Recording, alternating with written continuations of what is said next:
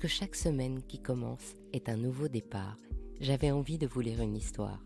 Parce que chaque commencement est un peu angoissant, je vous propose le bijou comme un bisou d'espoir. Il était une fois le bleu joaillier. Le bleu symbolise la loyauté, la joie, l'amour, la paix et le réconfort. J'ai donc pensé qu'il était d'actualité. En Égypte, le bleu était considéré comme porte-bonheur. Il y avait 3 bleus. Le bleu clair, symbole du dieu Amon, le dieu de l'atmosphère, de l'air et du ciel. Le bleu sombre, symbole de la voûte céleste et de la nuit. Et le bleu turquoise, symbole de l'eau et du Nil, l'origine de toute vie. Le bleu venait donc de 3 matériaux.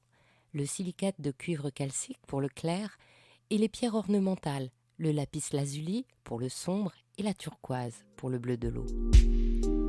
Pour les Romains de l'Antiquité, le bleu est la couleur des barbares, ce qui va impacter la considération de cette couleur qui sera peu utilisée jusqu'au XIIe siècle. Car c'est entre le XIIe et le XIIIe que le bleu devient le symbole de la Vierge. La reine va donc commencer à porter du bleu et puis le roi, Louis IX. Le bleu devient alors un symbole religieux et monarchique. Il faut dire que la production du bleu devient plus facile. On le fabrique à partir de la guède. La guède, c'est une plante herbacée qui pousse à l'état sauvage un peu partout, en Europe du Sud-Est, en Asie centrale et aussi en Asie du Sud-Ouest. On la cultive donc dès le Moyen-Âge pour extraire de ses feuilles la teinture bleue. On l'appelle aussi le pastel des teinturiers. Au XVIIIe, on utilisera les feuilles de l'indigotier pour obtenir la couleur indigo qui donne le bleu de Prusse et qui arrivera par bateau des Antilles et d'Amérique. À la fin du XIXe, Oskar Lévi-Strauss fabrique des pantalons dans une toile appelée bleu de Gênes, car elle était utilisée à Gênes depuis le XVIe siècle pour la confection des pantalons des marins. Comme cette toile en coton est fabriquée à Nîmes, par déformation, le nom deviendra bleu de Nîmes avant de s'appeler Blue Jean. Le bleu jean deviendra par extension de la marque une institution internationale. Le bleu est aujourd'hui une couleur consensuelle et donc utilisée en politique. C'est la couleur préférée des Européens et nous appelons notre Terre la planète bleue. En joaillerie, les gemmes bleues sont très nombreuses. Agate, aigue marine, apatite, azurite, bénitoïte, chalcédoine, chrysocole, diamant, distène, fluorite, hémimorphite, ionite, iolite, labradorite, lapis lazuli, larimar, œil de faucon, pierre de lune, quartz du mortierite, saphir, smithsonite, sodalite, spinel, tanzanite, topaze, tourmaline, turquoise et zircon. Les diamants bleus, bien sûr, font rêver parce qu'ils rajoutent l'exceptionnel de la couleur bleue à l'exception de la création du diamant. Il y a 3 causes connues pour qu'un diamant soit bleu. Il peut contenir du bore, un atome qui fait devenir le diamant bleu et double sa résistance, ou alors il y a eu de l'hydrogène au moment où le diamant s'est constitué, ou bien encore il y a eu une irradiation naturelle au moment de la création. Beaucoup de diamants bleus sont légendaires. On connaît la légende du bleu de la couronne de France de 45,52 carats, ramené d'Inde par Jean-Baptiste Tavernier vers 1663, acheté par Louis XIV, taillé par Jean Pitan et volé en 1792. Il disparaît de France pour réapparaître en 1824 au moment de son rachat par Thomas Hope, un banquier qui donne au diamant son nouveau nom, le Hope. Par la suite, tous les possesseurs meurent tragiquement ou sont ruinés et attachent au diamant bleu la réputation d'être un diamant maudit. Finalement, il sera acheté par Pierre Cartier, puis ensuite par Harry Winston, qui le donne en 1958 au Smithsonian Institute de Washington. Il est toujours le plus gros diamant bleu jamais découvert à ce jour et le 2e objet le plus visité au monde après la Joconde. Le Heart of Eternity est un autre diamant bleu exceptionnel. Il est fancy vivid bleu, c'est-à-dire que sa couleur est intense. Il pèse 27,64 carats et a été trouvé dans la première mine de diamants d'Afrique du Sud, la seule mine au monde à avoir une production appréciable de diamants bleus. Il appartient à la collection De Beer Millennium Jewel. L'Oppenheimer bleu est un diamant de 14,62 carats qui fait partie de la collection du célèbre diamantaire londonien Philip Oppenheimer, avant d'être vendu chez Christie's pour 57,54 millions de dollars.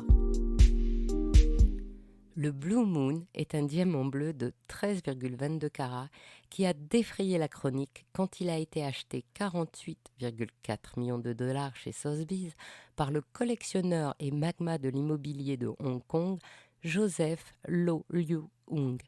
Il a aussitôt rebaptisé le Blue Moon of Joséphine pour l'offrir à sa fille de 7 ans. Et il avait acheté la veille un diamant rose de 16,8 carats chez Christie's pour 28,5 millions de dollars, toujours pour sa fille, et il avait rebaptisé le Sweet Joséphine. Le Whittleback Graf est un diamant bleu foncé de 31,6 carats, acheté par Laurence Graf en 2008. On raconte que ce diamant vient de Golgoda et que le roi Philippe IV d'Espagne l'aurait acheté en 1664 pour l'inclure dans la dot de sa fille Margaret Teresa. Aujourd'hui, le diamant a été vendu 80 millions de dollars à l'émir du Qatar, Sheikh Ahmad bin Khalifa. Il y a aussi des diamants bleu-vert. Le Ocean Dream de 5,5 carats trouvé au Brésil a été vendu 8,6 millions de dollars et le Aurora Green a atteint 16,8 millions de dollars en 2016. Dans les autres pierres bleues célèbres, il y a bien sûr les saphirs. Le grand saphir bleu de Louis XIV a été l'une des pierres principales des joyaux de la couronne. Comme on n'a pas retrouvé de facture, on suppose qu'il s'agit d'un cadeau au roi. Il n'a jamais été taillé. Il pèse 135,80 carats et a une forme de losange en rhomboïde. Il disparaît après le vol de 1792, mais réapparaît dans l'inventaire de décembre. En 1796, il est choisi par Daubenton pour enrichir les collections du Muséum d'histoire naturelle, où on peut toujours aller l'admirer. Le saphir de la reine Marie de Roumanie est aussi célèbre. Il est originaire du Sri Lanka. Il pèse 478 carats et est enregistré pour la première fois par la maison Cartier en 1913. Il est acheté en 1921 par le roi Ferdinand de Roumanie et puis vendu en 1947 à Harry Winston qui l'offre en 1948 à la reine Frédérica de Grèce. Il est aujourd'hui la propriété du Qatar Museum Authority. Un autre saphir célèbre est le Bluebell of Asia, un saphir du Sri Lanka de 392,52 carats qui a été vendu 17 700 000 dollars par Christie's. Il y a d'autres pierres bleues, mais il y en a deux particulièrement qui ont été découvertes récemment, la tanzanite et la paraíba. La tanzanite est découverte pour la première fois en 1967. La légende veut qu'elle ait été découverte par un berger Maasai qui l'a repérée à fleur de terre après un feu de brousse près du mont Kilimandjaro. La pierre est apportée à un explorateur local qui l'envoie à un gémologue tanzanien qui à son tour l'envoie à son père à New York, lequel demande l'avis du GIA, le Gemological Institute of America, la référence mondiale en matière de gémologie. Le GIA identifie une variété bleue jusque-là inconnue de zoisite, une gemme que l'on ne connaissait que brune. Quelques années plus tard, le propriétaire de la joaillerie Tiffany & Co tombe éperdument amoureux des zoosites de Tanzanie et les rebaptise tanzanite. À ce jour, on ne connaît qu'un seul gisement à Mererani, près de la ville d'Arusha. Ces mines ne peuvent donc que s'épuiser et les tanzanites d'un superbe bleu-violet unique vont donc devenir de plus en plus rares. Le diadème de la reine du Kilimandjaro arbore la plus grosse tanzanite taillée de 242 carats. Et Boucheron en a fait une bague entre deux doigts en or blanc et diamant avec une splendide tanzanite cabochon. Une autre pierre bleue découverte récemment est la paraíba. C'est une tourmaline d'une extraordinaire couleur bleu néon. Son nom vient de l'état brésilien du Paraíba, où un mineur nommé Heitor Barbosa découvre pour la première fois cette gemme en 1989. Ce gisement est rapidement épuisé. Et puis en 2001, un autre gisement de tourmaline est découvert au Nigeria et puis un troisième au Mozambique en 2005. En 2006, le LMHC, Laboratory Manual Harmonisation Committee, décide que cette variété de tourmaline appartenant au Cupro elbaïte sera usuellement baptisée tourmaline paraíba. Encore une fois, on ne sait quand les mines vont se tarir. La gemme reste donc très rare. L'une des plus grandes tourmalines paraíba est la Ethereal Carolina Divine Paraíba, une pierre de 191,87 carats que la joaillère canadienne Monica Kaufman a montée dans un collier appelé Paraíba Star of the Ocean Jewel. Bien entendu, cette couleur bleu lagon a inspiré de nombreux joailliers. David Morris lui a consacré une place de choix dans nombre de ses collections, mais elle a aussi inspiré Chanel, Chopard, Dior et Suzanne C.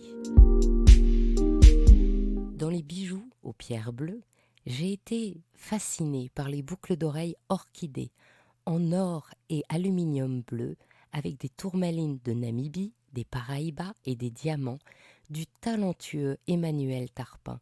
Un jeune joaillier qui a lancé sa marque en 2017 a déjà créé une ligne pour de Grisogono et s'inscrit dans la lignée de Jarre pour ses créations extraordinaires, très inspirées du monde végétal ou animal.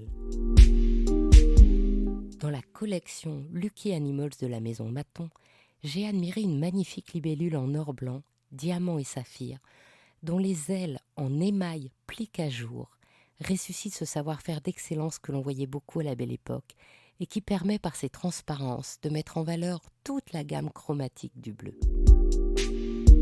Chez Thierry Vendôme, je n'ai pas su choisir entre la bague Rivage où le disque en turquoise s'ouvre sur une écume d'or jaune et sa bague Cocktail en topaze bleu sur monture de rouille. Et pour tous les jours, j'ai aimé porter les boucles d'oreilles en lapis lazuli ou en argent avec des plumes de pan bleu d'Amira Slimane que vous trouverez à la Galerie Venge. Ainsi se termine cette histoire d'Il était une fois le bijou. Je vous souhaite une jolie première semaine de déconfinement et vous donne rendez-vous dimanche prochain. Si cette histoire vous a plu, envoyez-moi plein de bisous sur les réseaux sociaux d'Il était une fois le bijou et encouragez-moi en partageant tous les bisous tout autour de vous. À bientôt pour un prochain bijou, un nouveau bisou d'espoir.